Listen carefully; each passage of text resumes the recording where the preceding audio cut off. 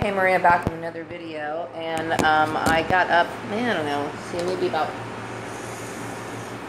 45 minutes ago, maybe, it's been that long, and so I'm getting my day started, and I wanted to come on here and make this video because, you know, like I said before in my other videos, I've been kind of like not really actively looking for work. I mean, I'm looking for work, you know what I mean, but as far as like digging into it and getting as deep as I should, like making phone calls and whatever, I've been a little reluctant to do that, but I need to get the ball rolling on it. And so I'm just kind of giving you a brief update as to what's been going on in my life.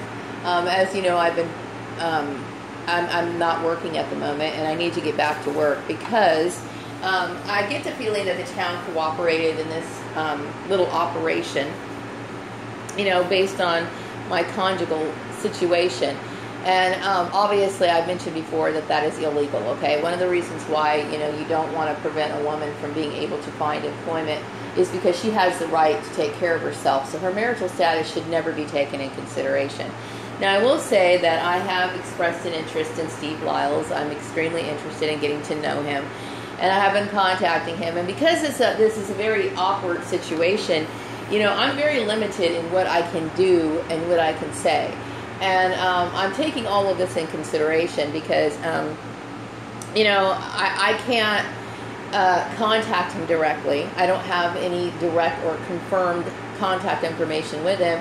So the only thing I can really do is send him text messages and little messages letting him know that I'm interested in him and that I'm waiting around for him, okay? And I'm really not interested in anybody else. I mean, I've always liked Steve Liles, and you know, if I feel like there's an opportunity for me to get to know him, then he's the person I'm holding out for. I'd like to get to know him and develop a relationship with him. Aside from that, which should not have anything to do with my work, I need to get back to work as soon as possible. And so it makes it very difficult for me to make these decisions when employers would participate in something like that should have never happened in the first place.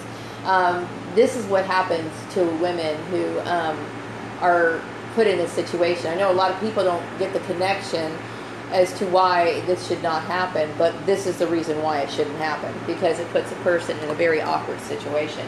I would prefer to go back to work more so than collect any unemployment insurance. I mean, I'm getting unemployment insurance and I haven't received my first check yet, but I would prefer to go right back to work because this whole thing has caused so much problems with the workplace mobbing and then the assigned jobs and then, you know, being let go for reasons that should never happen. I've been collecting unemployment for the last few years, and off and on, I should say. And the problem with it is that, you know, I end up having to pay taxes on that stuff. And I don't want to be put in that situation again. I really don't. It has become an absolute nightmare. So I'm hoping that, you know, employers are tightening up their ship and making sure that they're complying with these laws. I was also thinking about yesterday. I was on the phone yesterday. I was talking to Joel, formerly known as Piggy. I was talking to him yesterday about how the system is broken. Like, there's so many people who really don't know, you know, to make decisions the correct, proper way. And I was thinking about how we were talking about the judicial system and how a lot of people are using information that is not relevant to, like, a case or something. They may be going in with a biased view or maybe relating it to something that has nothing to do with the direct case.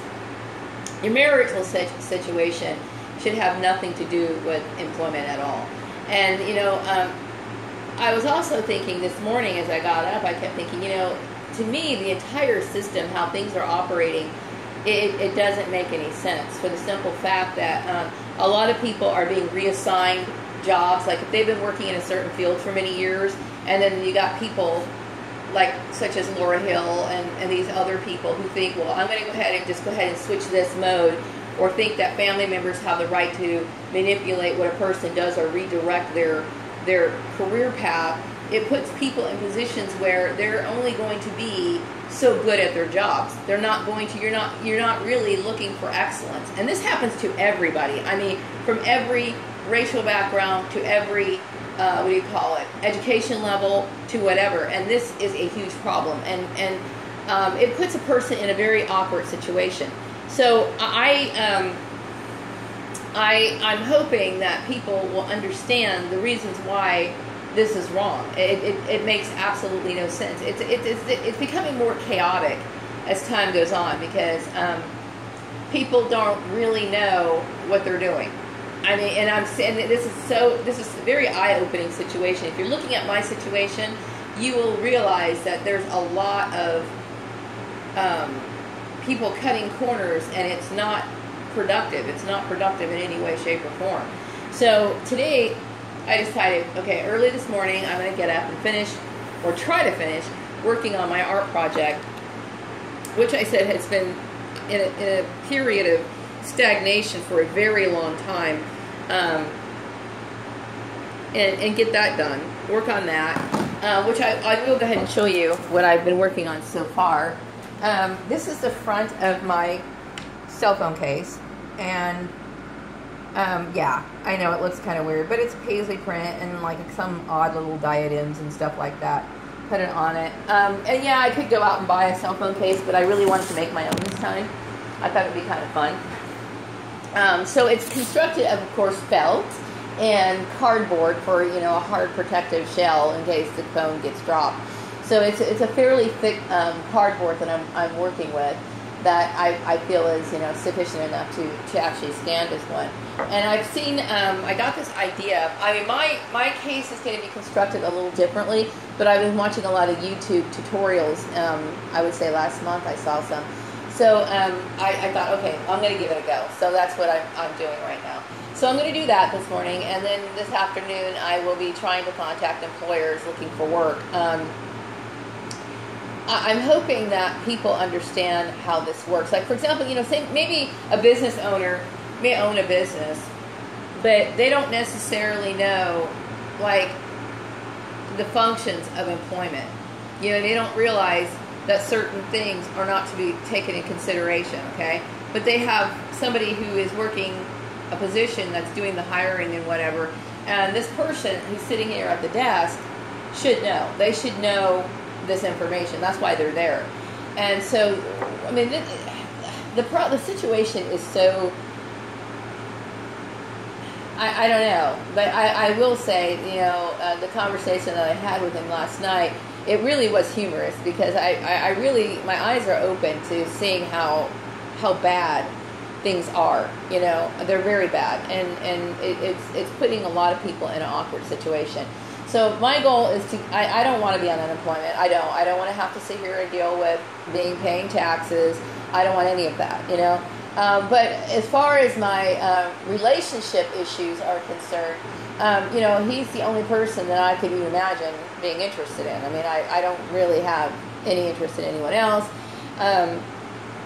So I really feel like I need to get the chance to get to know him better. I mean, I know about him, and I know of him, and you know, I've always been attracted to him, but I don't really know him, and so I'd like to get a chance to know him. So the only thing I can do in a situation such as this one is let him know that, but that shouldn't have anything to do with my employment. And so I'm trying to get the ball rolling on that. And because of all the harassment that I've had to deal with, unnecessary, unwarranted harassment that I had to deal with, previously,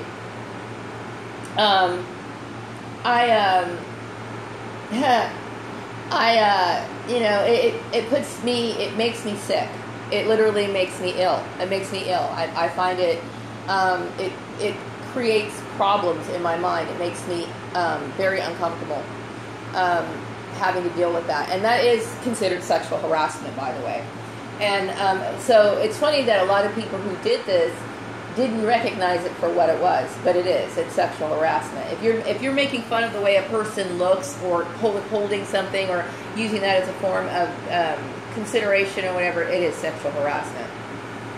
And so those are good examples of what it is. You know, you're not supposed to block, prevent, judge, actually even have excessive comments on a person's appearance or whatever.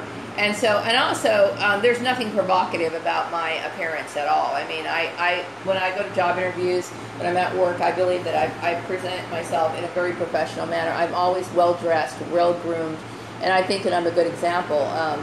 I would set a very good example in a company. So this has been too much for me, and a lot of people go out on permanent disability because of the psychological effects that actually occur from all of the harassment. It's a very dangerous thing. It's very dangerous. So I'm a free person. I can do whatever I want. I don't have any ties to my family, my blood relations, thank God. I don't have any ties to Joel's family. And I'm free to make those decisions on my own. So I wanted to make that video because it was in the back of my mind. Me not working is not a good thing. It's not a good thing at all. And some people say, well, you need the rest. I don't need any more rest. I don't need any. I worked a job before being laid off from my previous employer. I worked a job that I would say did not provide the brain, the stimulation that I really needed. And so there was a lot of uneasiness with that. And then to come, being at home right now with all this time on my hands, I'm becoming more and more,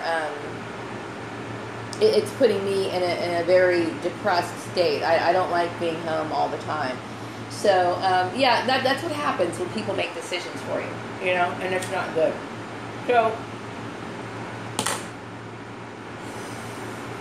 I've been interacting with, I shouldn't say interacting, I've been contacting Steve Liles, with my occasional letting him know that I'm interested, letting him know that I'm taking an interest in him.